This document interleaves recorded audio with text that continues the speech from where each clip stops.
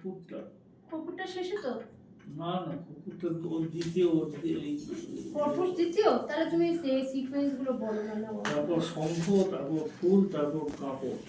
ও আর শঙ্খ তারপর আচ্ছা কপুর দ্বিতীয় কপুরটা দ্বিতীয় করো।